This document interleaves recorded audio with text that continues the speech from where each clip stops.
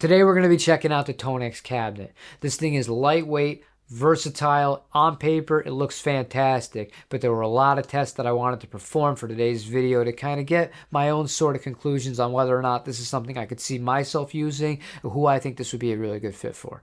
Before we get started though, a few quick things and one really important thing, because your eyes are going to play tricks on you if I don't mention this. Number one, this video is only made possible because Sweetwater are providing me this so I can make this for you all. These are on sale right now for $5.99. I'm not sure when that sale is going to end, but if you want to take advantage of it and you like what you hear today and you think this might be a good fit for you, there'll be a link in the description of this video. I highly recommend checking them out while they're still on sale. And number two, there will be multiple different shots where you're going to see this thing being close mic'd. None of the sounds are going to be of the microphones close up on this. It's not intended for that. I just did something out of my own curiosity's sake to see how it was going to sound. Didn't sound all that great, so we just kind of scrapped it. However, I did not move the microphones away from it. So there will be notes on the screen letting you know where the sound is coming from for that particular clip. We're going to be using two of my workhorse tube amplifiers for some of our tests / comparisons. The Sweetwater Mod Shop Princeton Reverb and the Marshall Studio Vintage combo. The first test we're going to do today is use a room microphone. The Sweetwater Mod Shop Princeton Reverb is going to be set up right next to this guy. We're going to have them at volume, and you can get an idea of A to B, how they sound compared to one another, because the capture is obviously going to be of the Sweetwater Mod Shop Princeton Reverb.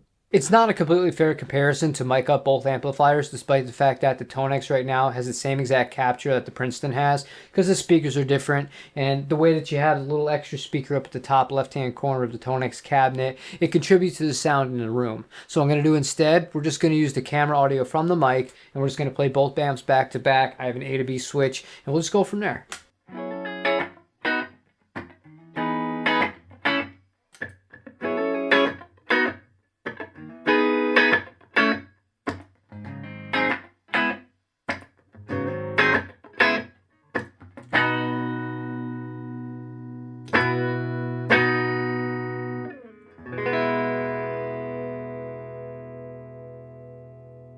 Okay, so right now I am sitting right next to the Princeton, but I kind of dialed this in with the strap on so that I could stand in the middle and get a feel for how they sound. And obviously it is going to be a little bit different, but it's close enough where this is the important thing to remember.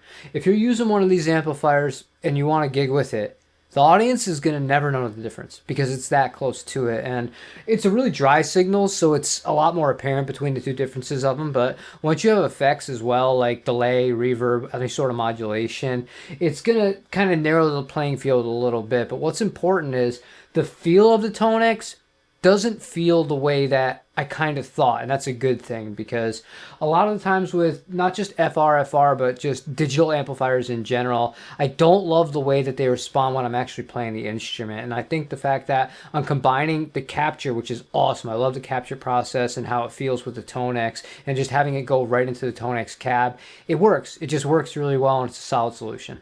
Next, I'll be doing a blind sound comparison using the Sweetwater Mod Shop Fender Princeton Reverb mic'd up by the Warm Audio Fentone and the SM57, alongside a capture I made of the exact same rig with the Tonex and then the XLR out going into the interface to see the sound differences.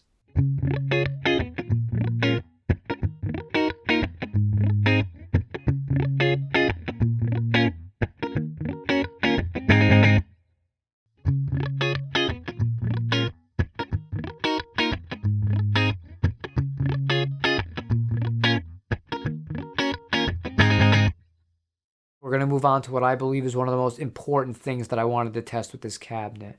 I have a great capture that I made with the Marshall Studio Vintage combo on the Tonex. I'm going to be commenting on how it sounds with the Strat. How does it respond? How does it feel? How are the dynamics? And more importantly, does it recreate a similar experience that I get when I plug into the Marshall itself in the room? I love my Marshall Studio Vintage because it's one of the most touch-sensitive amplifiers that I've ever played.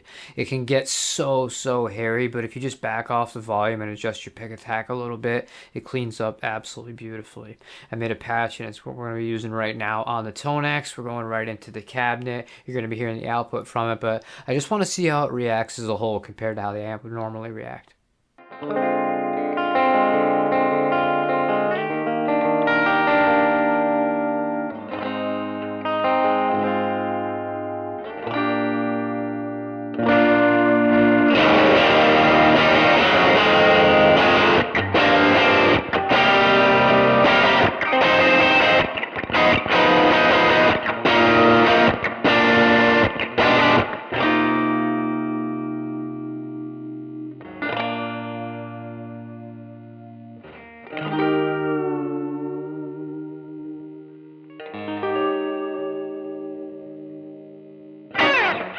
The combination I took of the Marshall amp combined with the cabinet gets me so close to the real thing. And it's kind of crazy because you can't fake those dynamics. And when I had the volume just rolled off a little bit and I was just strumming a little gently, it cleaned up just like the Marshall would. And then I just went full volume and it's just gain. It's just classic rock gain and it sounds great. And with this thing, what I found is you really need to play with the amp tone. When you get the amp tone in the sweet spot, depending on the rig that you're going through, it makes all the difference in the world. And it's something that really separates this product from all the other FRFR speakers that I've had. And it's kind of been like the thing that makes them all sound a little bit like a PA speaker, whereas this sounds much more like a believable guitar cabinet. Okay, a few features that I didn't go over in any of those clips that are definitely worth highlighting. The first is the aux input.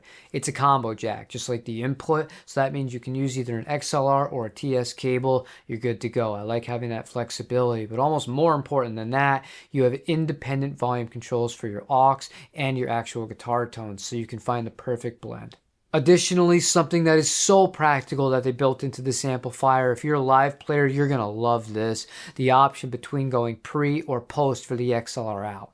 What this allows you to do is, if you have a capture that you absolutely love, it's dialed in perfect with the IRs, you know it's what you want to send to the front of the house every single time, you have it set up to the pre, and then any EQ that you need to adjust on the actual cabinet itself is not going to color the signal at all. And why that's important is because all the venues that you're going to play at, the rooms are going to be a little different. The acoustics are going to be a little bit different. The positioning of where you are in relation to the rest of your band may be a little bit different. So you might have to adjust things on the amp so that it sounds good to you when you're actually performing. But if you were to use the post option with that, it's definitely going to impact the sound that's going to the front of house. So having the ability to send out your sound pre-EQ on the cabinet is a huge plus to me, and it makes this thing really, really, really beneficial when you're out gigging. All that's left is to give you my own opinion on how this sounds and more importantly feels to play versus a regular tube amplifier, because I love tube amps. I can't say it enough. This thing gets pretty close. It's not the same thing. If you're going to give me the option, I'm always going to take the tube amp. No questions asked. But considering how portable this is, how many solutions you can get out of it, it's really appealing. But the one thing that this has, that no other FRFR solution that I have tried to date has, that really pushes it a little bit closer towards the real thing, is the amp tone knob. In my opinion, this is the single most important parameter that this cabinet has, because it drastically changes how this guitar amp both responds and feels in the room. When I have it set back to about 9 a.m., if you're looking at it like a clock leaning more towards the mic, I love it. I think it sounds great. It sounds full. It's a lot more responsive and similar to a guitar amplifier that I'm used to playing. But if I put it more towards the live setting, I do not like that nearly as much. However, in the context of playing at home, it's very different from when you're on the stage. So I can absolutely see the appeal, and I'm anxious to test this thing on the stage and see where I find myself setting it at that point. Overall, the Tonex cabinet is a really flexible solution for many different applications. It sounds really good. It's lightweight. It is loud. I cannot state that enough. This thing is so, so loud. You're not going to have a problem playing with this in a band in 99% of the scenarios that you're going to use it with. And it's a pretty great value coming in at $600 at the sale price.